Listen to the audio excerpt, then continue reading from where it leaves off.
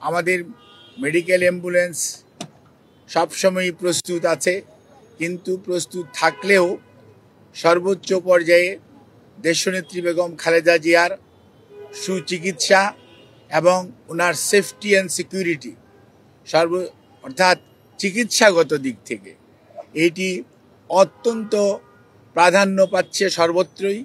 আমরা ওই দিন প্রেস ব্রিফিংয়ে আপনাদেরকে বলেছিলাম যে মেডিকেল বোর্ডের পরামর্শক্রমে আমরা হয়তো ওনাকে দেশের বাইরে নিয়ে যাওয়ার জন্য সর্বোচ্চ পর্যায়ের চেষ্টা অব্যাহত রেখেছিলাম, কিন্তু ওনার যে এয়ার অ্যাম্বুলেন্স যেটি কাতার এর আমিরের পাঠানোর জন্য যিনি উদ্যোগ নিয়েছেন, সেই এয়ার অ্যাম্বুলেন্সের কারিগরি ত্রুটির কারণে ওটাও যেমন আসতে পারে না, এটা সত্যি কথা। অন্যদিকে মেডিকেল বোর্ডের সদস্যগণ জরুরিভাবে মেডিকেল বোর্ডের সভা করে এবং একসাথে বসে সিদ্ধান্ত নিয়েছিল যে ওই মুহূর্তে ওনার ফ্লাই করার সঠিক হবে না।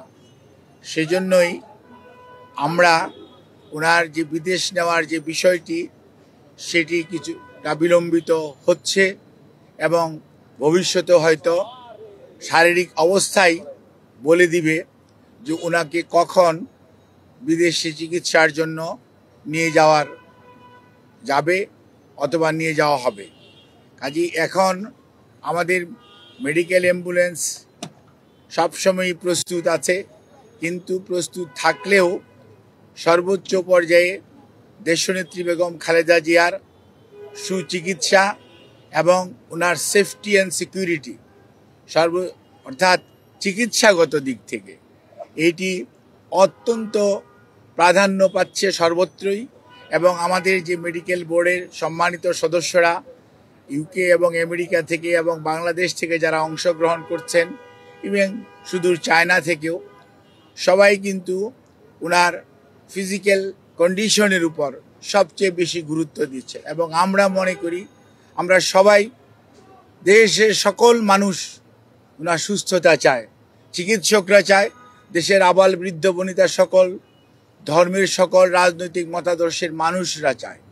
কাজেই যেহেতু ওনার স্বাস্থ্য আমাদের সর্বোচ্চ অগ্রাধিকার, সেজন্য আমাদের ভারপ্রাপ্ত চেয়ারম্যান সার্বক্ষণিকভাবে জনাব তারেক রহমান সাহেব এটি যেমন তদারকিও করছেন এবং এ ব্যাপারে চিকিৎসকদের মতামতকেই উনি সবচেয়ে বেশি অগ্রাধিকার দিচ্ছেন, দলও সেই অনুযায়ী অগ্রাধিকার দিচ্ছে। কারণ সবচেয়ে বড় কথা মনে রাখতে হবে যে মেডিকেল বোর্ডের সদস্যরা বিগত 6 বৎসর যাবৎ ওনাকে বিভিন্ন সময় যে সেবা দিয়ে এসছেন, প্রতিকূল পরিস্থিতিতেও।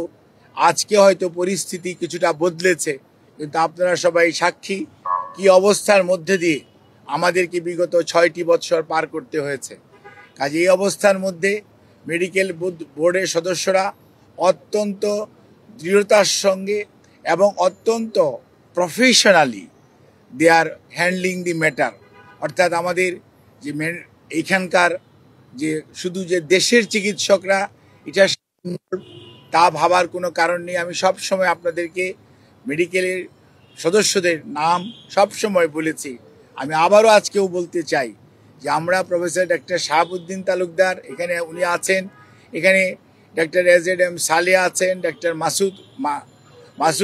মাসুম কামাল আছেন, এবং ডক্টর জিয়াউল হক আছেন, ডক্টর জাফর ইকবাল আছেন, এবং সেই সাথে আমাদের ব্রিগেডিয়ার সাইফুল ইসলাম আছেন, এবং এর বাইরেও ডক্টর শিজান অর্থাৎ লুৎফুল আজিজ উনিও আছেন, professor A Q M Mohsin, professor doctor Shamsul Arefin এবং ওনার প্রধান চিকিৎসক ডক্টর ফখরুদ্দিন মোহাম্মদ সিদ্দিকী এবং doctor professor doctor Nuruddin Ahmad, ইনারা বাংলাদেশ থেকে আছেন। এর বাইরেও সব সময় ওনার চিকিৎসার ব্যাপারে জন প্যাট্রিক কেনেডি এবং জেনিফার ক্রস এবং প্রফেসর গোল্ডস্টোন, এই 3 জন লন্ডন ক্লিনিকের চিকিৎসক, এবং প্রফেসর ডক্টর রিচার্ড, উনি হচ্ছে লন্ডন ব্রিজ হসপিটাল অর্থাৎ আপনার কিংস কলেজের উনি প্রফেসর, উনি আছেন। শাকিল ফরিদ পেপওয়ার্থ ক্যামব্রিজ ইউনিভার্সিটির যে কার্ডিওলজি সেন্টার সেইটার সাথে জড়িত আছে।